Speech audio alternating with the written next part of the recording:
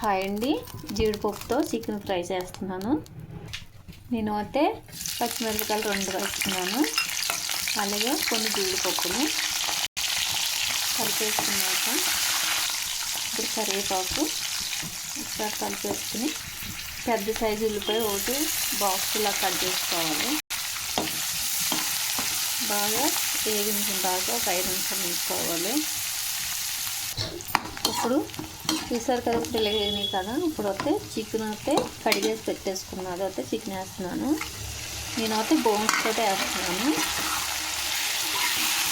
వంట ఎవరికైనా రాకపోతే కనుక చాలా ఈజీగా మాత్రం ఇలాగైతే చేసుకోవచ్చు, కానీ చాలా టేస్టీగా ఉంటుంది. మనము బ్లాక్ పెప్స్ కానీ అలాగైతే చాలా ఈజీ మాట. అలాగే అల్లం వెల్లుల్లిపాయ పేస్ట్ ఇది ఎల్లో ఉన్నదంటే ఇంట్లో మిక్సీ ఆడుకున్నారు కాబట్టి ఒకసారి కలిపేసుకొని ఇది ఫ్రై రైస్లోకి కానీ అలాగే మనకి చపాతీలోకి కానీ కూడా తినవచ్చు, రసంలోకి కూడా తినవచ్చు.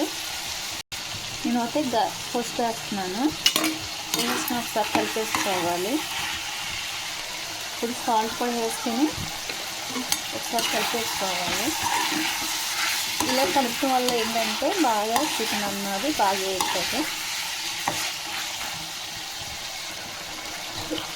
నేను వచ్చి ధనియాల పౌడర్ అని కారంలోనే ఉంటుంది.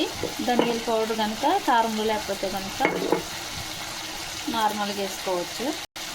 మనకి కొంచెం కారం ఎక్కువ కావాలంటే ఒక చెంచా ఎగస్ట్ వేసుకోవాలి. లేదు కారం తక్కువ తినవాలంటే కొంచెం తక్కువ వేసుకోవాలి. నేను అయితే కొంచెం ఎక్కువ వేస్తాను. ఇప్పుడు చికెన్ ఫ్రైలో అన్నది సరిపడగా ఉండాలి కారం.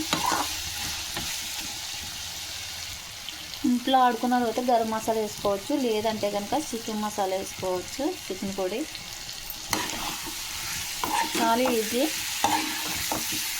ఇంట్లో బ్లాక్ పెప్పర్ కానీ వంట రాలేనది కూడా చాలా సింపుల్గా చేసుకోవచ్చు. ఆ పొడులు ఈ పొడులు అని తింటారు కదా, ఏ పొడులు అక్కడ అల్లం వెల్లుల్లిపాయ పేస్ట్ తోటి కూడా వేసుకోవచ్చు చికెన్ మసాలా తెచ్చుకుని. ఇప్పుడు చూసారా బాగా వేగుతుంది కదా, ఒక 5 నిమిషాలు మూత వేసుకుందాం. ఇప్పుడు వస్తే 10 నిమిషాలు చిన్న మంట మీద పెట్టేద్దాం. 5 నిమిషాలు ఉంది కాబట్టి ఒకసారి కలిపేసుకుని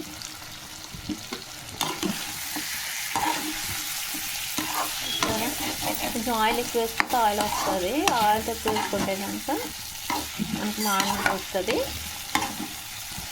అందుకని నేను సరిపడిగా వేసాను. చూసారు కదండి, ఫ్రై అన్నది చాలా బాగా అయిపోయింది.